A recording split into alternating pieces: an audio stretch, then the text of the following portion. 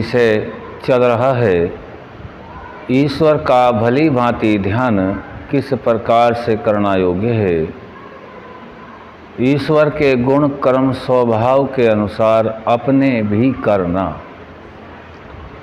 इस विधि को स्वामी दयानंद सरस्वती जी ने संध्या के माध्यम से सभी प्राणी मात्र के कल्याण के लिए दे रखा है, जिसमें प्रकरण मनसा परिक्रमणा मंत्रों का चल रहा है। मनसा परिक्रमणा जो मंत्र हैं वह 6 मंत्र रखे हैं। 5 के विषय में हमने समझने और समझाने का प्रयास किया है। आज 6ठा मंत्र है ओम ऊर्ध्वादिक बृहस्पतिरधिपति शुत्रो रक्षिता वर्षम ईशावः तेभ्यो नमोधिपतिभ्यो नमो रक्षितृभ्यो नमः ईशुभ्यो नमः एभ्यो अस्तु यो स्मान्द्वेष्टियं वयं द्विषमस्तं वोजं भेदात्मा। यह मनसा परिक्रमणा का 6ठा मंत्र। मंत्र को जानना, मंत्र के अर्थों को जानना और अर्थ के प्रति, मंत्र के प्रति भावना उत्पन्न करना, यह मुख्य उद्देश्य महर्षि पतंजलि द्वारा बताए गए रास्ते के अनुसार सभी प्राणी मात्र को करना योग्य है।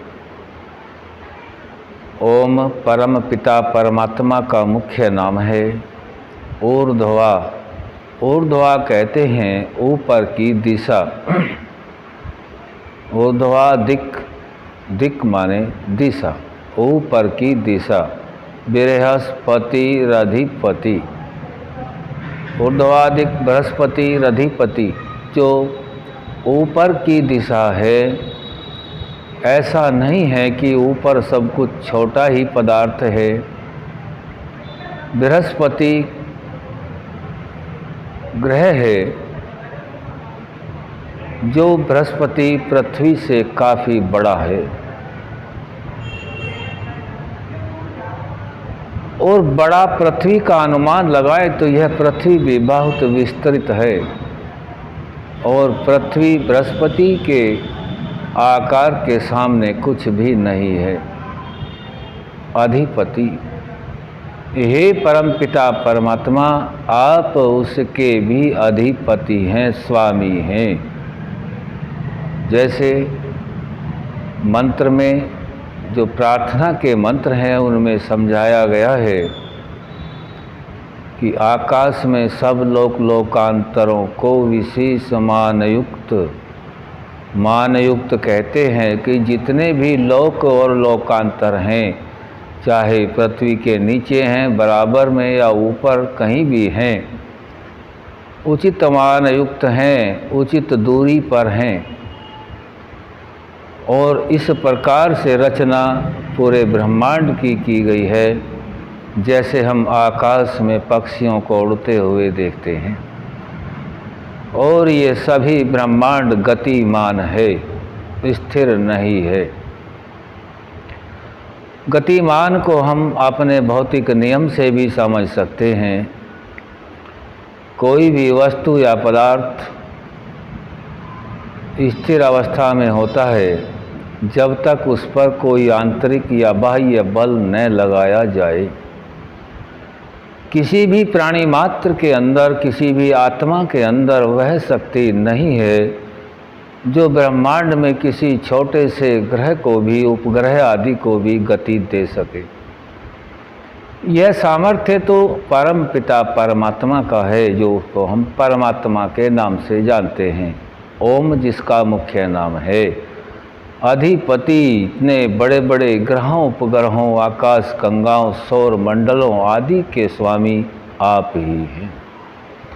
कितना ही बड़ा ज्ञान, विज्ञान, ऐश्वर्य आदि हम सभी केवल प्राप्त तो करते हैं, रिसर्च तो कर सकते हैं, लेकिन हे परमात्मा यह कुछ सभी सर्च तो आपके ही द्वारा किया गया है। ओम ऊर्ध्वाधिक बृहस्पति रधिपति, जो ऊपर की दिशा है जिसमें बृहस्पति जैसे भी विशाल ग्रह हैं, इन सब के स्वामी आप हैं। स्वित्रो रक्षिता, स्वित्रो जो बढ़े हुए दुख होते हैं, उन दुखों से आप हमारी रक्षा करते हैं। कितना ही दुख किसी भी अवस्था में प्राणी मात्र को होता है, जब तक वह प्राणी मिथ्या ज्ञान अविद्या अर्थात हम सभी कह सकते हैं कि भौतिकता से नापता है, तब तक वह दुखों में डूबता ही जाता है। और जब वही आत्मा अपने तत्व ज्ञान आत्मा आदि अंतःकरण से उसका ध्यान और उसका निवारण करने के लिए प्रयत्न करने की सोचता रहता है, तब वह दुख सुख में बढ़ता हुआ चला जाता है। स्वित्रो रक्षिता, ऊर्ध्वाधिक बृहस्पति रधिपति, स्वित्रो रक्षिता, जो बढ़े हुए दुख हैं, आपके ज्ञान की शक्ति, आपका न्याय, आपका शासन, आपकी ही शिक्षा का हम ठीक ठीक ध्यान करें और आपके प्रति ही हमारी श्रद्धा उत्पन्न हो, तभी वह दुख क्रोध आदि को नष्ट करते हुए, अहंकार को नष्ट करते हुए कम होने लगता है। स्वित्रो रक्षिता वर्षम ईशावह, अगला भाग बता रहे हैं वर्षम ईशावह। यह जो वर्षा है यह बाण रूपी है। वर्षम ईशावह, वर्षा बाण रूपी कैसे है? जैसे अब ग्रीष्म ऋतु चल रही है, पहले सर्दी थी, इसके बाद बरसात आने वाली है। मकान के अंदर कितनी ही धूल आदि जमी हुई है और वर्षा ऋतु आई है। जब वर्षा होती है, ऊपर से तेज रिमझिम बारिश होती है, तो मकान आदि की सभी धूल बहा करके अपने साथ ले जाती है।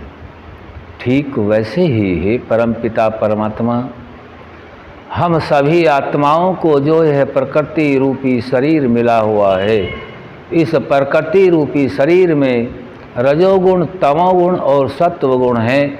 ये जो रजोगुण और तमोगुण रूपी धूल, इसके अंदर क्रोध अहंकार हठ द्वेष पद लोलुपता स्वार्थ स्वाद अभिमान आदि जो दोष उत्पन्न होते हैं, तब उस सत्वगुण को बढ़ाकर केवल आपकी ही समीपता इस प्रकार से इन सभी दुर्गुण को दूर कर देती है।